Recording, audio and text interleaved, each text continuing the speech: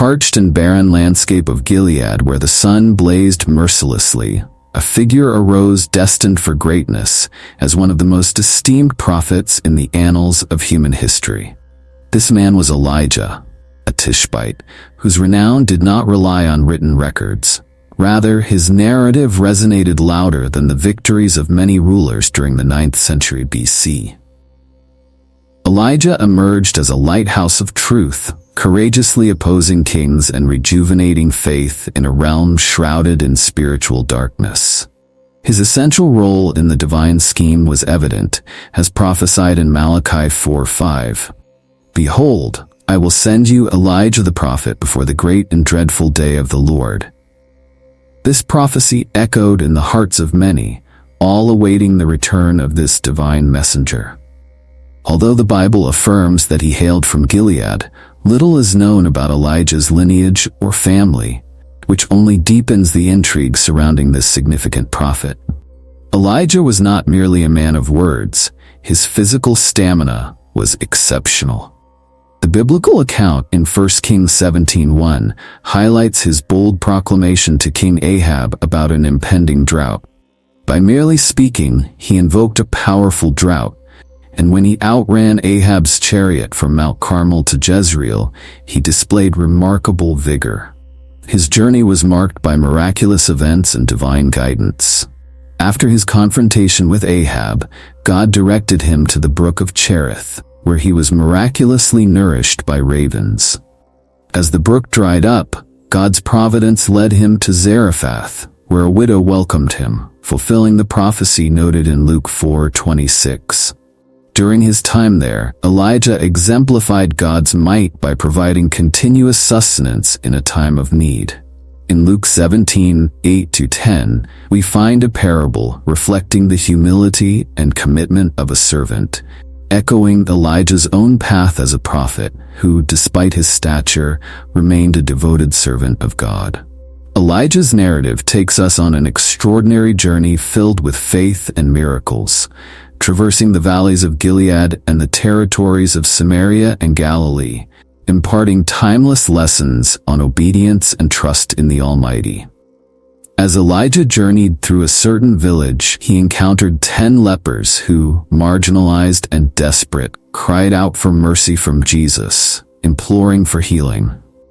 Moved by their plight, Jesus instructed them to show themselves to the priests, an act of faith that led to their miraculous healing. Among those healed, a Samaritan recognized the miracle and returned to glorify God, demonstrating the boundless nature of divine grace.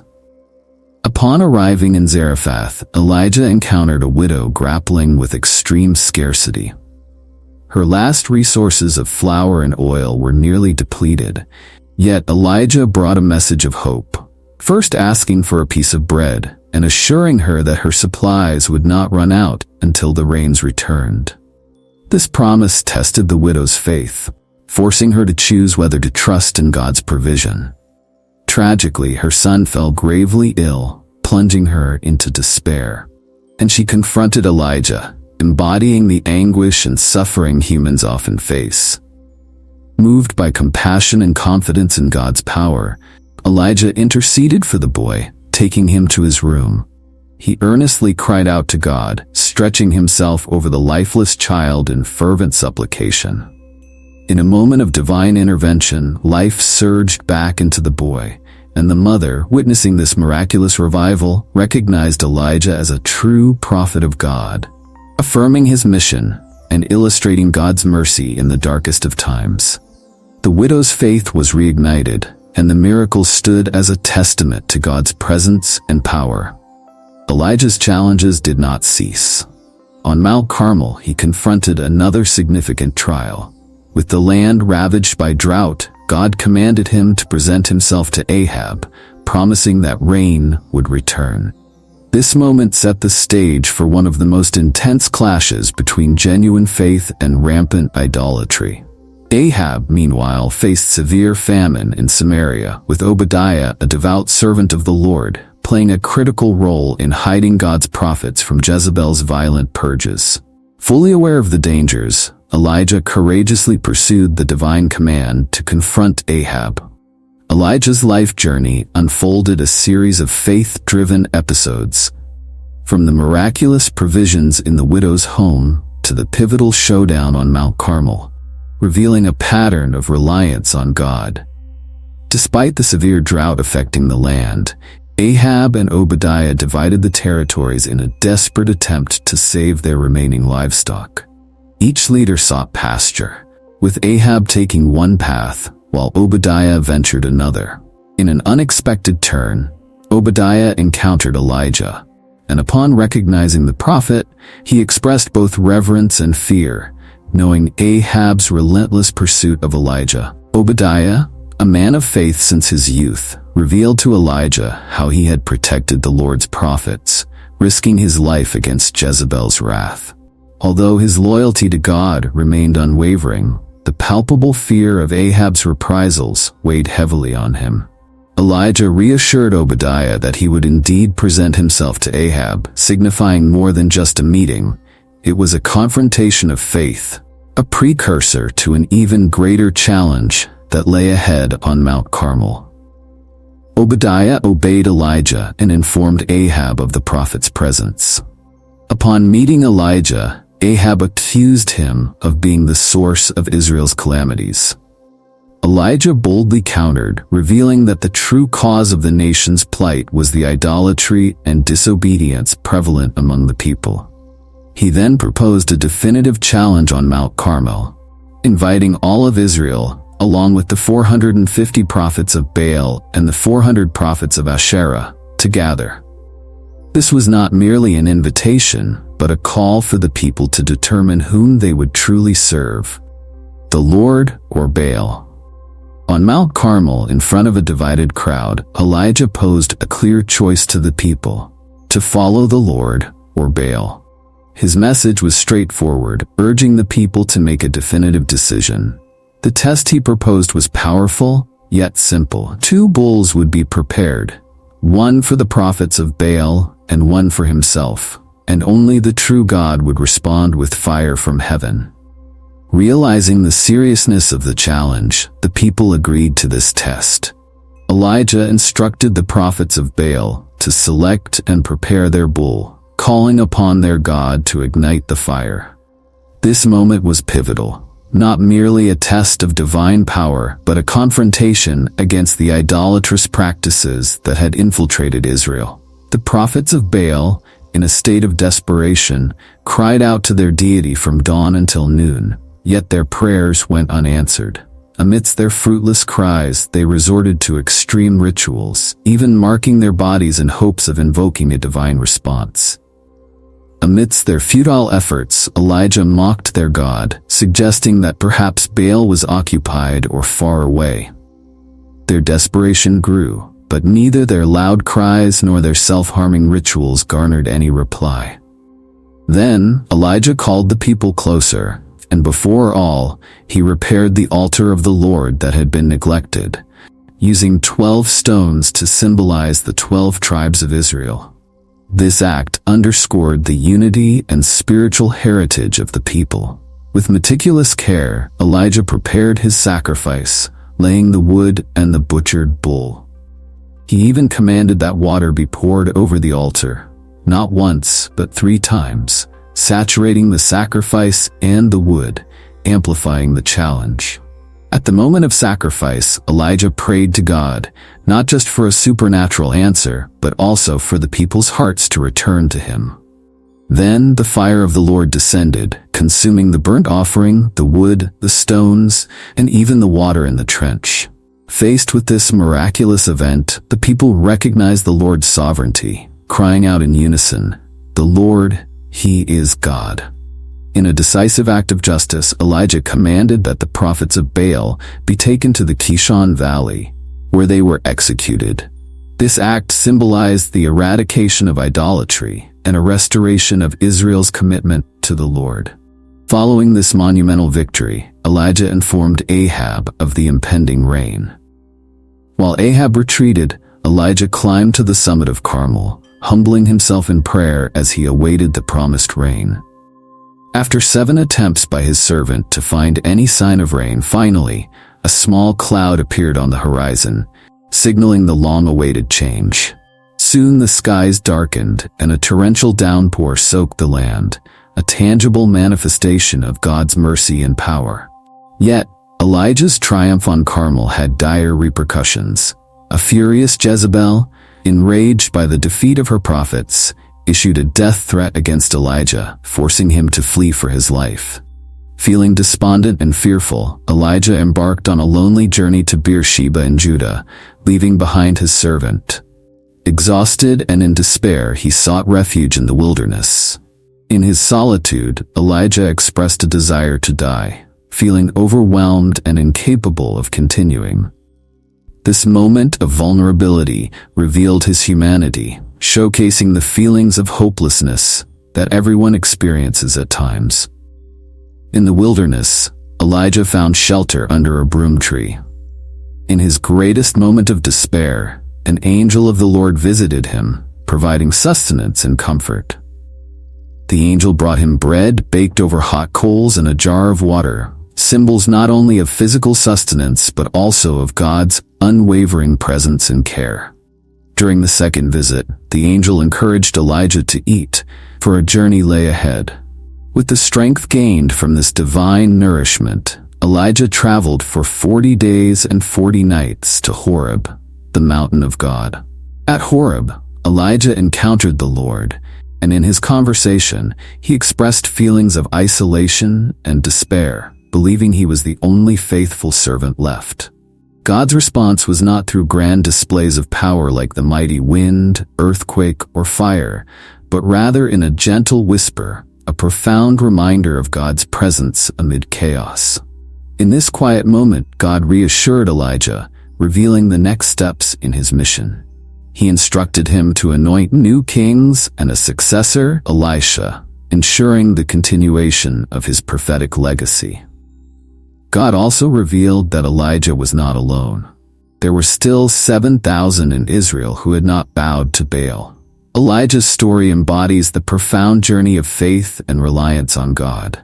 His experiences highlight the highs and lows of spiritual life, reminding us that even in our darkest moments, God is present and actively engaged. He restored hope where there was despair, transformed the lives of those he encountered, and ultimately pointed humanity back to divine faithfulness.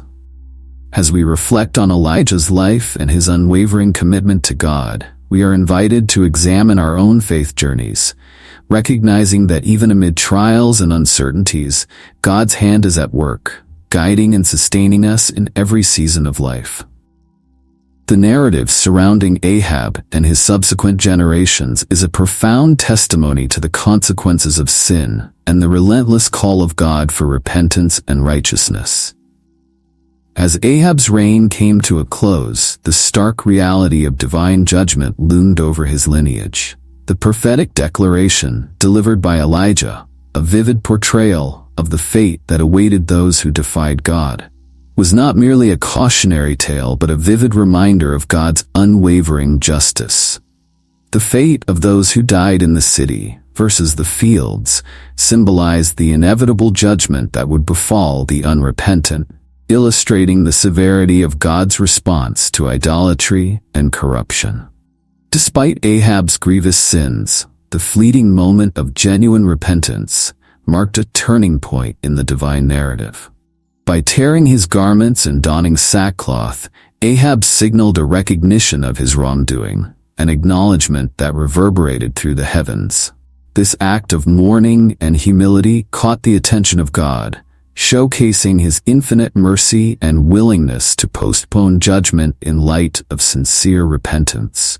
It serves as a testament to the reality that no heart is too far gone for God's grace. Ahab's story illustrates a profound truth. Even in the depths of sin, the potential for redemption exists. However, the narrative did not conclude with Ahab's moment of repentance.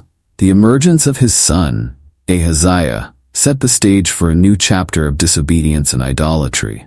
Struck by injury, Ahaziah's choice to consult Baal-zebub, the god of Ekron, rather than turning to the God of Israel, underscored a tragic continuity of rebellion within Ahab's lineage. This decision not only reflected a disregard for divine authority, but also illustrated the pervasive influence of idolatry that plagued the kingdom of Israel.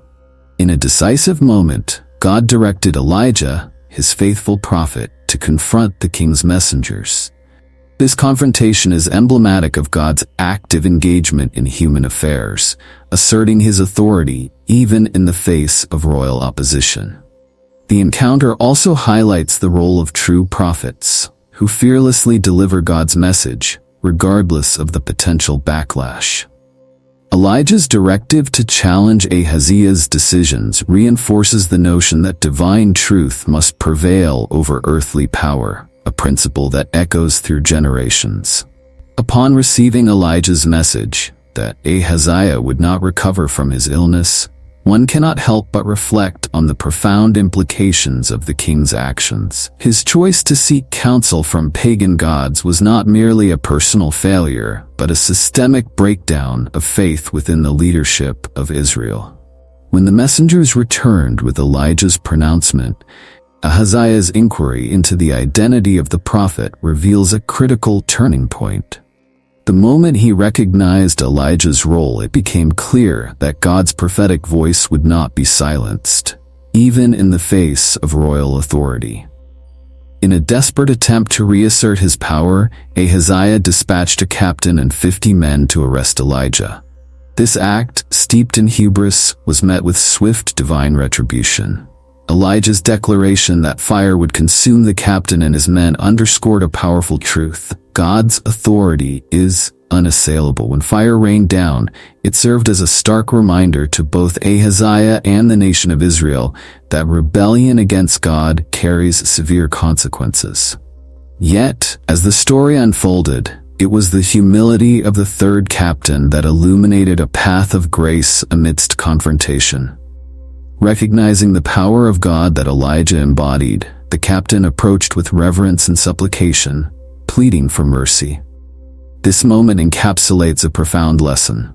True power lies not in authority, but in humility and recognition of divine sovereignty. Elijah's willingness to accompany the captain back to Ahaziah speaks volumes about the interplay of divine judgment and grace, revealing that even in the midst of rebellion, there exists an opportunity for acknowledgement and respect for God's authority. As we reflect on these events, the narrative of Ahab, Ahaziah, and Elijah unfolds as a microcosm of the broader struggle between good and evil, faith and idolatry. The prophetic mission of Elijah served as a divine counterpoint to the moral decay that had infiltrated the kingdom, emphasizing the crucial role of prophets as God's instruments for calling nations to repentance. The story further highlights the intricate dynamics of mentorship and prophetic succession, epitomized in the relationship between Elijah and Elisha. As Elijah prepared to depart, he and Elisha journeyed together through Gilgal, Bethel, and Jericho, each step laden with significance. Elisha's unwavering commitment to remain by Elijah's side illustrated a profound loyalty that transcended mere apprenticeship. It reflected a deep spiritual bond forged in mutual devotion to God's calling. The sons of the prophets, aware of Elijah's impending departure, approached Elisha with their inquiries, yet he remained resolute in his silence, honoring the sacred moment. This interaction underscores the weight of spiritual transitions, reminding us that there are moments in our journeys that require reverence and introspection. Upon reaching the Jordan River, Elijah's miraculous act of parting the waters was not only a testament to God's power working through him, but also a prelude to Elisha's commissioning. As they crossed on dry ground, Elijah's question to Elisha revealed the depth of their relationship. Elisha's request for a double portion of Elijah's spirit reflected a profound understanding of the weighty responsibility he was about to inherit. Elijah's ascension in a whirlwind amidst the glory of a chariot of fire marked a dramatic culmination of his prophetic ministry. Elisha's exclamation of both admiration and sorrow resonated with the weight of loss and the excitement of new beginnings. Tearing his own garments symbolized the end of one era and the commencement of another, as Elisha stepped into the role of Israel's principal prophet. As Elisha crossed back over the Jordan, the acknowledgement that Elijah's spirit rested upon him validated his position and authority as God's chosen instrument. In Jericho, the recognition by the sons of the prophets signified a collective affirmation of Elisha's ministry. Their willingness to submit to his leadership marked a significant moment in the continuity of prophetic authority in Israel. Despite his recognition as Elijah's successor, Elisha faced the challenge of establishing his own ministry amidst a people steeped in idolatry and rebellion. The request by the sons of the prophets to search for Elijah, despite knowing his destiny, illustrates a common human tendency to cling to the past. However, their futile search ultimately reinforced the reality of Elijah's ascension and the necessity for Elisha to forge ahead with his unique calling. The prophetic word spoken by Elijah regarding the fate of Ahab's house found its fulfillment in the reign of Jehu, who arose as a divinely appointed instrument for judgment. Jehu's zeal for purging the remnants of Ahab's legacy demonstrated a commitment to restoring righteousness in Israel. His alliance with Jehonadab, a man devoted to the Lord, exemplified the necessity of godly companionship in the pursuit of divine purposes. Jehu's relentless campaign against Ahab's associates and the systematic eradication of all who remained loyal to the former king illustrated a momentous turning point in Israel's history. His actions not only fulfilled the prophetic word, but also marked a return to covenant faithfulness, reaffirming God's sovereignty over the nation. Jehu's willingness to eradicate idolatry and restore true worship served as a crucial reminder of the importance of spiritual purity within leadership. The stories of Elijah and Elisha, along with the rise of Jehu, encapsulate the intricate tapestry of divine intervention in Israel's history. They highlight the unwavering faithfulness of God, who continues to work through his chosen instruments to fulfill his purposes amidst human frailty and rebellion. The themes of mentorship, prophetic authority, and divine judgment intertwine, inviting us to reflect on our own journeys of faith. In contemplating the legacy of these prophets, we are challenged to examine our commitment to God and our response to his call. Their lives serve as a powerful reminder that true greatness lies in obedience and faithfulness to God's mission, even in the face of adversity.